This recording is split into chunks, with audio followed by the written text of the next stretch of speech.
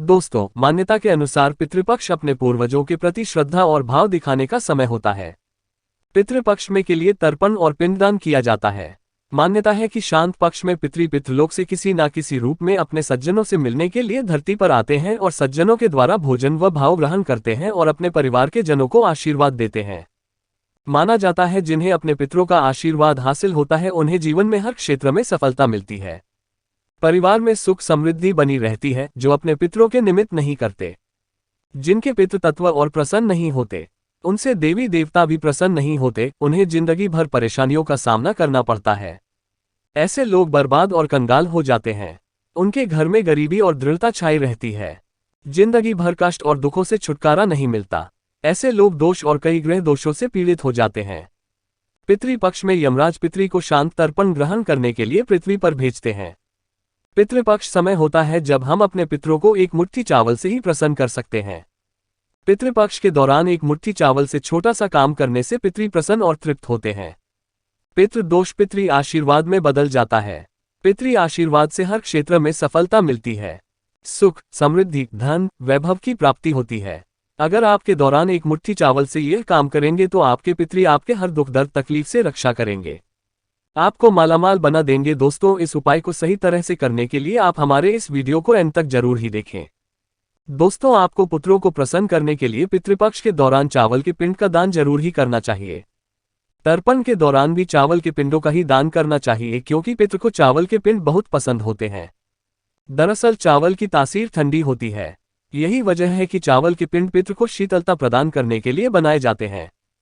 चावल के गुण काफी लंबे समय तक रहते हैं, इसलिए चावल के पिंडों से पितरों को संतुष्टि भी लंबे समय तक मिलती है। हालांकि चावल के साथ साथ जब और काले तिल मिलाकर भी पिंड बनाए जाते हैं। चावल के पिंड को प्याज अन्न कहा जाता है। प्याज अन्न चावल और तरल से मिलकर बनता है। इससे प्रथम भोग माना गया है।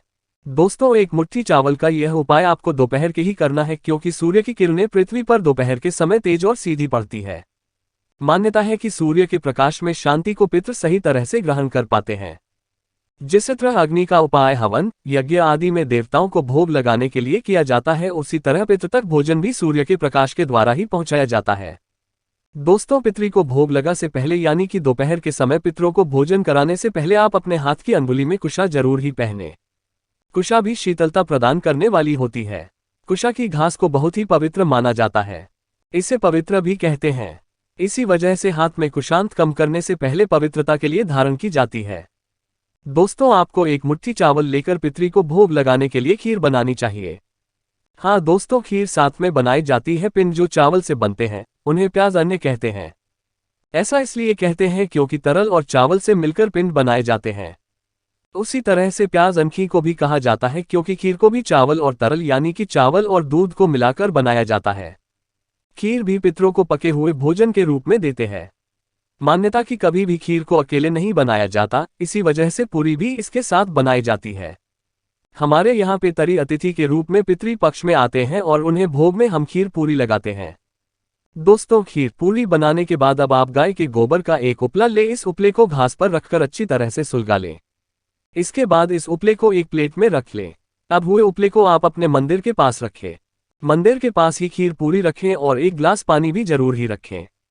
अब आप ले पर थोड़ा सा घी डालें। इसके बाद उपले पर थोड़ा सा कपूर रखें, उसे जलाएं। कपूर जलाने के बाद आप खीर की 3 आहुति अग्नि में दें। इसके बाद पूरी का एक छोटा सा ग्रास तोड़ें यानी कि एक छोटा सा टुकड़ा पूरी का तोड़कर भी आप अग्नि में रखें। इस तरह पूजन करते समय आप ओम पितृभ्यो नमः मंत्र का जाप करते रहें। जब अग्नि शांत हो जाए तो आप पूरी के छोटे छोटे से टुकड़े करें और पूरी के ऊपर खीर डाल दें और जल के छींटे भी आप पूरी और खीर पर लगा दें। अब आप ये पूरी और खीर को पितरों के भोग के लिए अपने घर की छत पर रखें। ये भोग गांवों के लिए रखा जाता है। सनातन धर्म के अनुसार देवी देवताओं का वास गौमाता में होता है।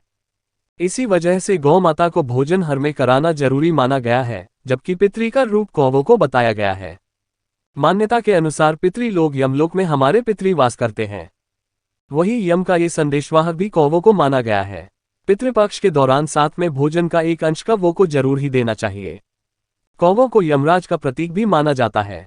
धार्मिक मान्यता के अनुसार यदि आपके साथ के भोजन को ग्रहण कर लेते हैं तो आपके पितरी से प्रसन्न और तृप्त हो जाते हैं। यदि भोजन कौवे ग्रहण नहीं करते तो इसका अर्थ है कि आपके पितर आपसे नाराज और अतृप्त है। धार्मिक मान्यताओं के अनुसार कौवों को देवपुत्र माना जाता है। व्यक्ति जब शरीर का त्याग करता है तो उसके प्राण निकल जाते हैं तो वह सबसे पहले कौवे का जन्म लेता है।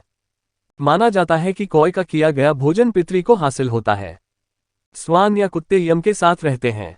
यही वजह है कि ग्रास खिलाने का प्रावधान कुत्ते को भी दिया गया है। इसलिए खीर पूरी बनाकर गौमाता को, कामों को और कुत्तों को जरूर ही खिलानी चाहिए। इसके अलावा गरीब और जरूरतमंद व्यक्ति जो वाकई गरीबी में रह रहे हैं, जिन्हें वाकई में जरूरत है, आप उन्हें पितृपक्ष के दौरान दान जरूर ही करें। आप पके हुए भोजन का भी दान कर सकते हैं या फिर चावल, गेहूं, दाल वगैरह का भी दान कर सकते हैं। पितरों के नाम से वस्त्रों का दान भी कर सकते हैं। पितृपक्ष के दौरान दान करने का विशेष महत्व होता है। माना जाता है पितृपक्ष के दौरान किए गए दान का पुण्य क्षय होता है, यानी कि वह कभी भी छीन नहीं होता। पितृपक्ष के दौरान दान करने से पितरों को तृप्ति और शांति मिलती है। पितृ होते हैं, परंतु ध्यान रखें दोस्तों, पितृपक्ष के दौरान आप जो भी वस्तुएं दान करें वे सभी अपने पुत्र के नाम से ही दान करें, जिससे आपके पितृ प्रसन्न और तृप्त हो और आपको अपना आशीर्वाद दें। दोस्तों, पितृपक्ष के दौरान चावल का ये छोटा सा उपाय करने से पितरों की कृपा हासिल होती है। पितृ तृप्त और प्रसन्न होते हैं और अपने परिवारजनों को आशीर्वाद देते हैं। पितृ कैसे जीवन की बड़ी से बड़ी समस्याएं आसानी से हल हो जाती है। दुर्भाग्य सौभाग्य में बदल जाता है, बिगड़े काम बनने लगते हैं। पितरों की कृपा से घर में सुख समृद्धि बनी रहती है। पितरों के आशीर्वाद से पितृदोष और कालसर्प दोष से भी मुक्ति मिलती है। ब्रह्म वैभव पुराण के अनुसार जिन पर अपने पितरों का आशीर्वाद होता है, उन पर सभी देवी देवताओं का आशीर्वाद भी होता है। पितृपक्ष के दौरान एक मुट्ठी चावल का ये छोटा सा उपाय करने से आपके पितृ आपकी रक्षा हमेशा करेंगे। उम्मीद है आपको हमारी यह वीडियो पसंद आई होगी। प्लीज लाइक करें।